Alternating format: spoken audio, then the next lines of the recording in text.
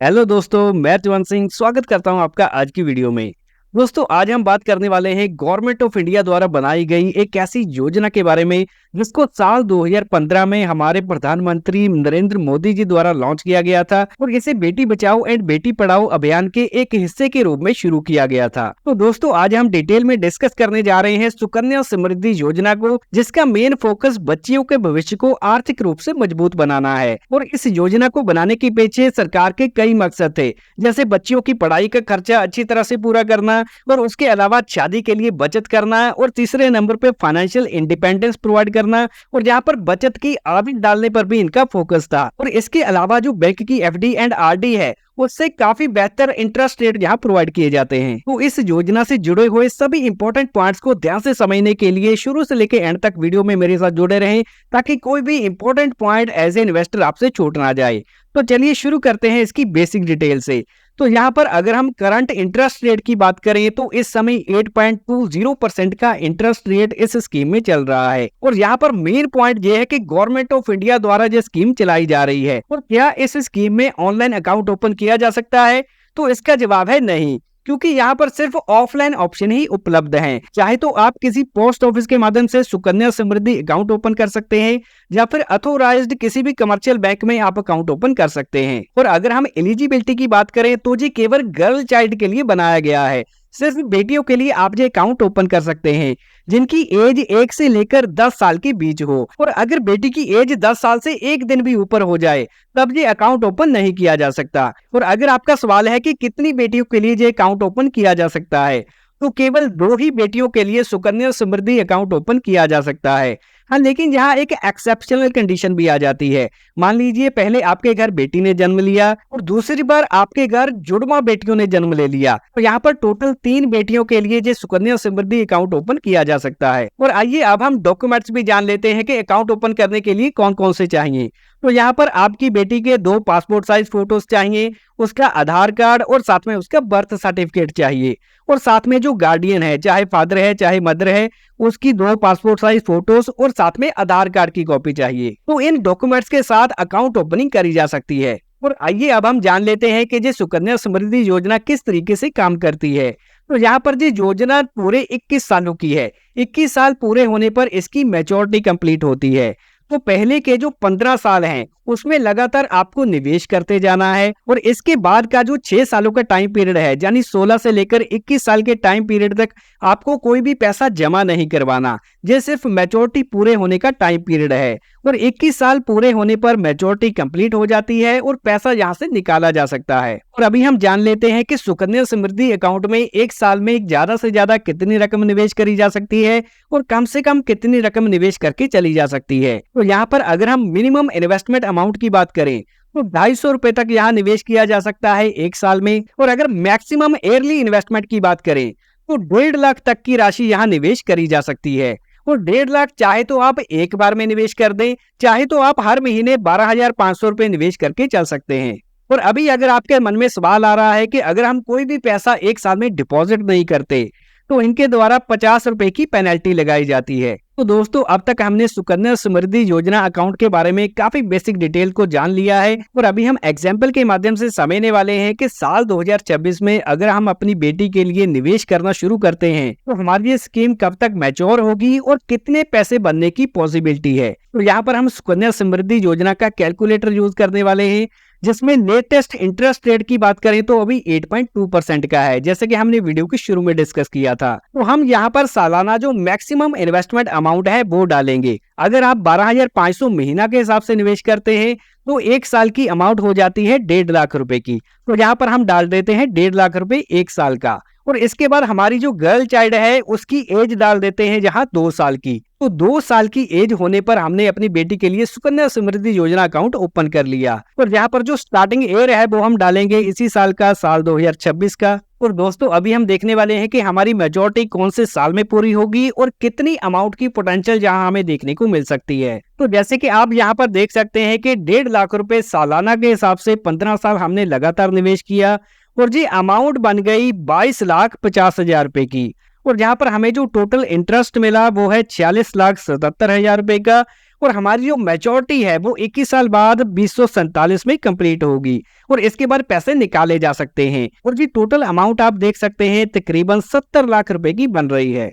साल 2026 में अपनी बेटी के लिए हमने सुकन्या समृद्धि अकाउंट ओपन किया और 21 साल बाद जब उसकी एज 23 साल की हो गई तब उसके अकाउंट में तकरीबन 70 लाख रुपए की राशि एकत्रित हो चुकी होगी इस स्कीम द्वारा। तो ये एक अच्छी डिसेंट राशि है जिसका उपयोग हायर एजुकेशन के लिए और उसके बाद उसकी शादी के लिए भी किया जा सकता है। तो यहाँ हमने एग्जाम्पल के माध्यम से समझा कि 2 साल की बेटी थी तब हमने योजना को चालू कर दिया और 23 साल की एज में उसकी एलिजिबिलिटी पूरी हो गई।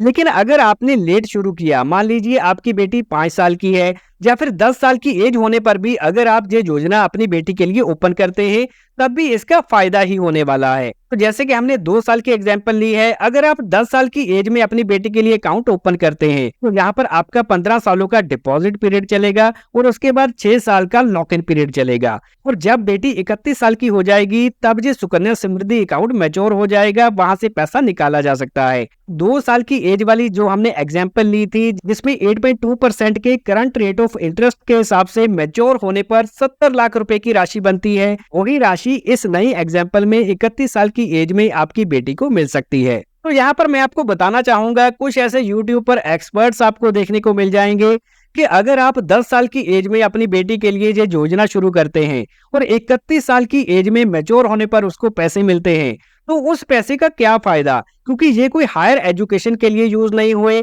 ना उसकी शादी के लिए यूज हुए हैं, क्योंकि नॉर्मली 24-25 साल की एज में लड़कियों की शादी हो जाती है। तो 31 साल की एज में अगर उसको पैसे मिलते हैं तो उसका क्या फायदा हुआ, ये तो बेकार गए। ऐसी कई ओपिनियन आपको देखने को मिल जाएंगे, लेकिन उन एक्सपर्ट्स को ये बात पता नहीं कि आपने अपनी बेटी के लिए निवेश करना शुरू किया और जब आपका निवेश कंप्लीट हो गया तो आपने मैच्योर होने पर अपनी बेटी को उसकी अमानत सौंप दी। तो देखा जाए तो आपने अपना फर्ज पूरा कर दिया। तो वो पैसों का उपयोग चाहे वो अपने ऊपर करे चाहे अपने बच्चों के लिए करे, तो उसको तो एक फाइनेंशियल इंडिपेंडेंस और फाइनेंशियल पावर आपने दे दी। तो आपको ऐसे एक्सपर्ट्स की बातों पर ध्यान देने की जरूरत नहीं है, आपने अपना फर्ज पूरा किया अपनी बेटी के लिए, जो कि एक बहुत ही बड़ी बात है। और इसके बाद हम डिस्कस करने वाले हैं कि कौन सी ऐसी एक्सेप्शनल कंडीशंस हैं जिनमें चलती हुई सुकन्या समृद्धि योजना को क्लोज किया जा सकता है। तो यहाँ पर सबसे पहले अगर आप देखते हैं तो अगर बेटी की एज 18 साल से ऊपर हो चुकी है और उसकी शादी करनी है तो तुरंत ये स्कीम को क्लोज किया जा सकता है। जैसे कि हमने 10 साल की एज में निवेश शुरू करने की बात की थी, तो अगर 15 साल बाद जब आपकी बेटी 25 साल की हो गई उस समय अगर उसकी शादी करने के लिए पैसे चाहिए तब ये तुरंत स्कीम को क्लोज किया जा सकता है, पैसे निकाले जा सकते हैं। और इसके बाद जो दूसरी कंडीशन है, भगवान ना करे अगर गर्ल चाइल्ड की डेथ हो जाती है तो उस कंडीशन में जिस स्कीम को करंटली क्लोज करके पैसे निकाले जा सकते हैं। और तीसरे नंबर पे अगर गर्ल चाइल्ड एनआरआई बन जाती है, यानी कि प्रवासी भारतीय बन जाती है, बाहर की सिटीजनशिप ले लेती है, तो उस समय तुरंत इस स्कीम को क्लोज किया जा सकता है। और चौथे नंबर पे अगर गार्डियन की डेथ हो जाती है, यानी कि फादर या मदर की डेथ हो जाती है, उस समय भी इस स्कीम को क्लोज किया जा सकता है। और जो पांचवी कंडीशन है, अगर भगवान ना करे आपकी बेटी के लिए कोई मेडिकल इमरजेंसी की कंडीशन आ जाए, उस समय भी इस स्कीम को ब्रेक करके पैसे निकाले जा सकते हैं। और ये जो 4 और 5 नंबर की कंडीशंस हैं, इनमें एक शर्त है कि स्कीम को कंटिन्यू हुए 5 साल से ज्यादा का समय हो चुका होना चाहिए। तो ये तो हमने एक्सेप्शनल केसेस की बात करते हैं जिनमें इस स्कीम को तुरंत क्लोज किया जा सकता है। और अभी हम बात करने वाले हैं पार्शियल विड्रॉवल की, कि कुछ पैसा इसमें से निकाला कब जा सकता है। तो जब बेटी की एज 18 साल की हो जाती है तो उस समय बेटी एलिजिबल है कि वो 50% तक अमाउंट को विड्रॉ कर सकती है। और ये जो सुकन्या समृद्धि योजना है इसको काफी सारे लोग टैक्स बेनिफिट के लिए भी यूज करते हैं।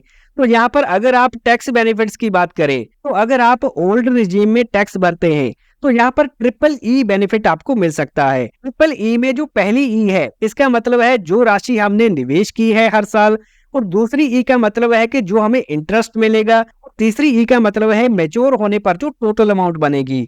तो ये तीनों ही अमाउंट्स में आपको छूट मिलेगी, किसी भी प्रकार का टैक्स देने की जरूरत नहीं है। और सालाना टैक्स में 1.5 लाख तक की एग्जेम्पशन ओल्ड रिजीम में देखने को मिल जाती है। लेकिन अगर आप न्यू रिजीम में टैक्स भरते हैं तो यहाँ पर आपको केवल 2 बेनिफिट मिलेंगे। पहला बेनिफिट कि आपको जो इंटरेस्ट मिलेगा उस पर कोई टैक्स नहीं लगेगा, और जो मैच्योरिटी अमाउंट बनेगी उस पर भी कोई टैक्स नहीं लगेगा। लेकिन जो अमाउंट आप सालाना निवेश करते हैं उस पर आपको किसी भी प्रकार की टैक्स में छूट नहीं मिलेगी। तो दोस्तों, यहाँ तक हमने काफी डिटेल में इस योजना के बारे में जान लिया है और अभी हम सुकन्या समृद्धि योजना के नेगेटिव पॉइंट्स पर भी डिस्कस कर लेते हैं।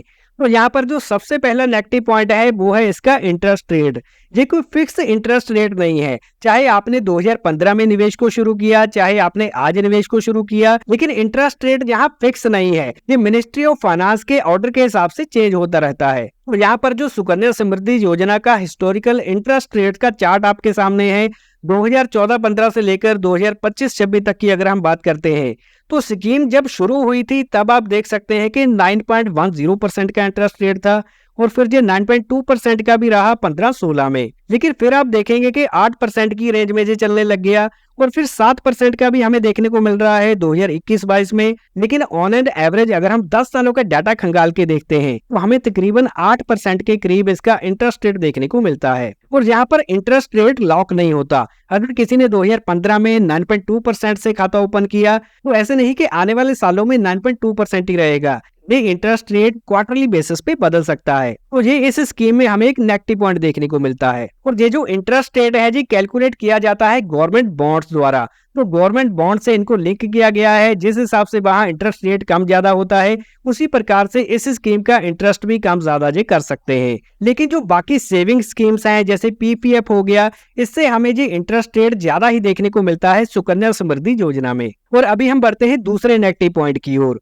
तो जब बेटी की एज 0 से लेकर 18 सालों की है, यानी कि 18 साल से कम की है, तो उस समय जो पेरेंट्स हैं उनकी अथॉरिटी होती है इस अकाउंट पर। लेकिन 18 साल की होने के बाद अकाउंट का जो पूरा कंट्रोल है, जो पूरी अथोराइजेशन है, वो बेटी के पास ही आ जाती है। तो इसको एक नेगेटिव पॉइंट के तौर पर देखा जाता है और पैसा निकालने के लिए गार्डियंस के साइंस की जरूरत नहीं पड़ती। तो ऐसी कंडीशन में बहुत सारे पेरेंट्स हैं जिनके मन में आता है कि अगर हमारी बेटी के हाथ में ही पूरा कंट्रोल है तो वो जब चाहे इससे सारा पैसा निकाल सकती है। अगर मान लीजिए लड़की का कोई बॉयफ्रेंड है और वो उससे कहता है कि हम इससे पैसा निकाल के यूज कर लेते हैं, तो ऐसे जाने अनजाने में अगर बेटी से डिसीजन लिया जाता है तो सारा पैसा खराब हो सकता है।